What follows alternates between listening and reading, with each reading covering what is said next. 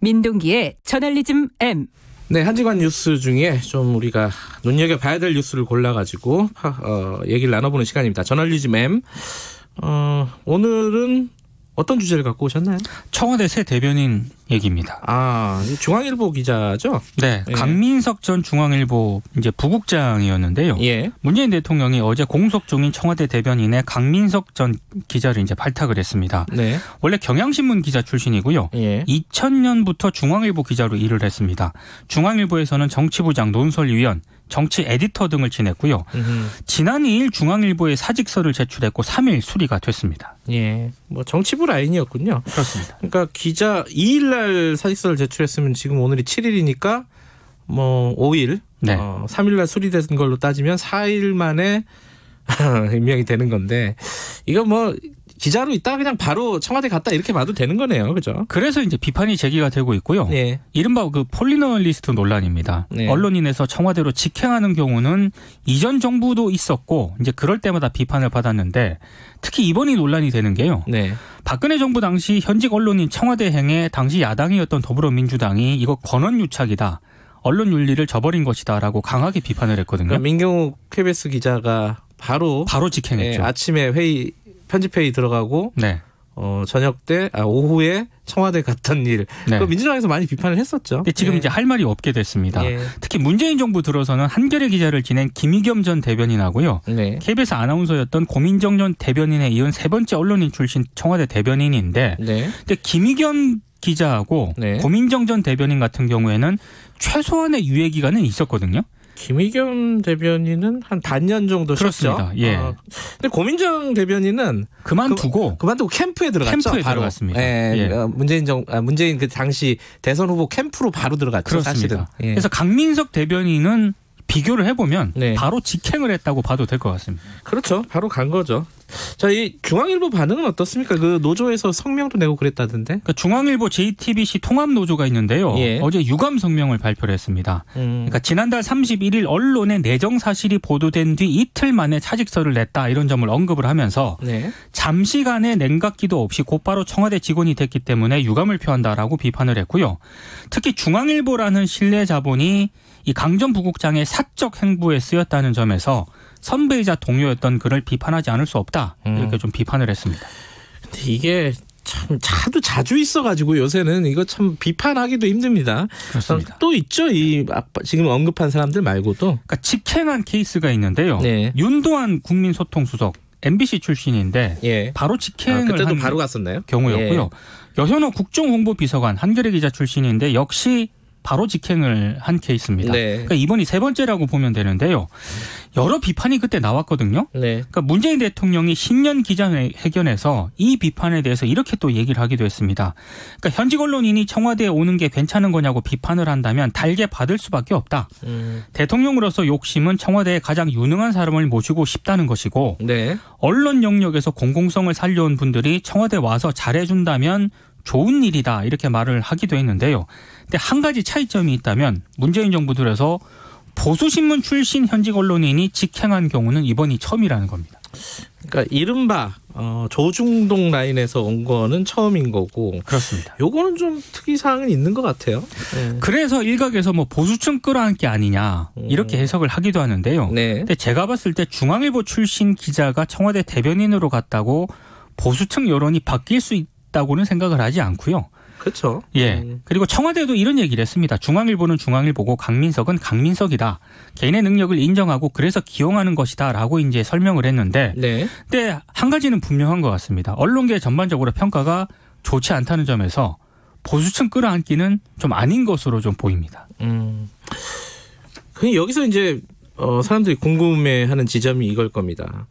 이렇게 맨날 들어갈 때마다 욕 먹잖아요. 기자로 바로 이제 정치권으로 가면은 뭐 요새 검사나 판사들도 마찬가지긴 한데 네. 근데 왜 기자들 그것도 또 현직 기자들 또 이런 사람들을 대변인에 임명을 할까?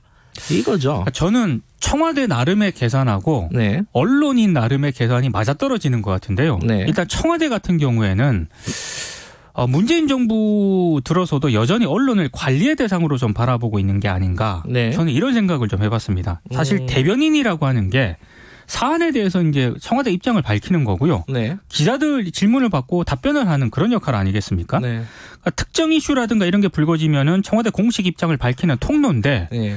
그런 분야에서 전문성을 가지면 되는데 굳이 언론을 고집할 필요는 없거든요. 이번에 코로나 사태 같은 경우에는 정은경 질병관리본부장이 직접 브리핑을 하잖아요. 전문성을 가지고 굉장히 잘 하시잖아요. 그렇습니다. 그러니까 굳이 기자가 잘한다는 생각은 또 버릴 필요가 있죠. 근데 그러니까 그게 아니라는 거죠. 그게 아닌 것 같습니다. 그러니까 한국 같은 경우에는 기본적으로 출입처 시스템이 굉장히 강합니다. 네. 그러니까 출입하는 기자들을 관리하는 문화가 여전히 좀 남아 있고요. 네. 관리를 하려면 언론을 잘 알아야 되는 거 아니겠습니까? 네. 그러니까 출입처는 기성언론 중심으로 운영이 되고 있기 때문에 기왕이면 기성언론 출신들을 대변인에 임명을 하면 네.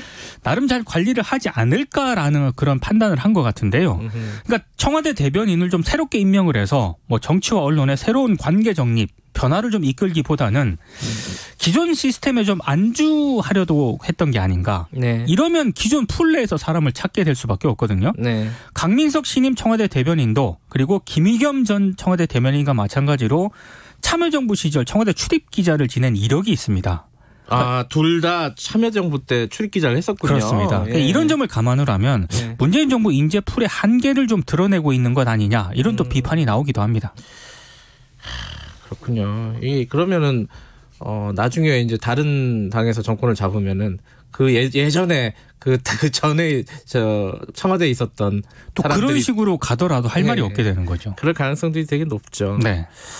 근데 아까 이제 그 청와대 쪽, 그러니까 대통령이 얘기를 했잖아요. 네. 이게 좀 욕을 먹어도 할 수는 없는데 우리가 좋은 사람들 쓰기 위해서 하는 걸로 양해해 달라. 네. 뭐 그렇게 얘기를 하는데 뭐 그렇게 생각을 한다면은 기자들이 거부하면 되는 거잖아요, 사실은. 그렇죠. 그러니까 언론인도 사실 문제가 있는 거 아니냐, 청와대만 비판할 수는 없는 거 아니냐라는 생각이 들어요. 사실 저는 그걸 조금 더 심각하게 보고 있는데요. 네. 지금 한국 언론의 신뢰도가 좀 낮지 않습니까? 많이 낮죠. 예. 강한 불신을 좀 많이 받고 있는데요. 예. 이걸 타개하려면 여러 이제 대책이 마련되어야겠지만 능력 있고 신뢰받는 언론인이 현직에 많이 남아 있어야 됩니다. 네. 근데 지금 현실을 보면 그런 언론인이 적기도 하거니와 네.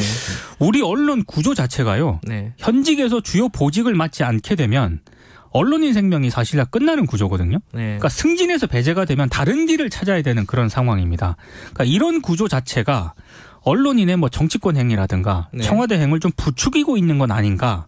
저는 이런 생각이 좀 들더라고요. 네. 그러니까 김의겸 전 청와대 대변인만 하더라도 한겨레 특별취재팀 이끌면서 최순실 게이트를 집중 종명했던 특종 기자였거든요. 네. 근데 그랬던 특종 기자가 한겨레에 남지 않고 청와대로 가는 길을 택했거든요. 후배들 입장에서는 참 난감한 상황인 그렇습니다. 거죠. 네. 그러니까 많은 언론들이 그 청와대로 간 거는 많이 비판을 했는데 왜 그가 그런 선택을 했을까? 여기에 대해서는 별로 고민을 안 하더라고요. 예. 그러니까 한국 언론 환경이라든가 취재 시스템에 좀 문제가 좀 분명히 있는 것 같다. 그러니까 언론인들이 능력과 별개로 능력이 있더라도 자꾸 정치권으로 가는 게 아닌가. 좀 이런 생각을 하게 되는데요. 이 시스템에 뭔가 변화가 있지 않는다면 저는 제2의 민경욱, 제2의 김의겸, 제2의 강민석 계속 나올 수밖에 없다고 봅니다. 그렇죠. 지금 한국 언론에서는 대부분 한 부장 달고 데스크에 앉기 시작하면은 네. 그다음부터는 현장에 안 가는 거죠. 그렇습니다. 그다음부터는 높은 사람들만 주로 만나고 점심 때, 저녁 때.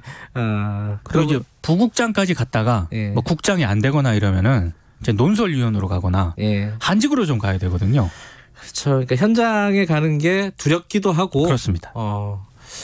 그런 어떤 시스템에서 벗어난 유일한 언론사가 하나 있습니다. 뉴스타파라고. 거기 다 현장은 튀지 않습니까? 네.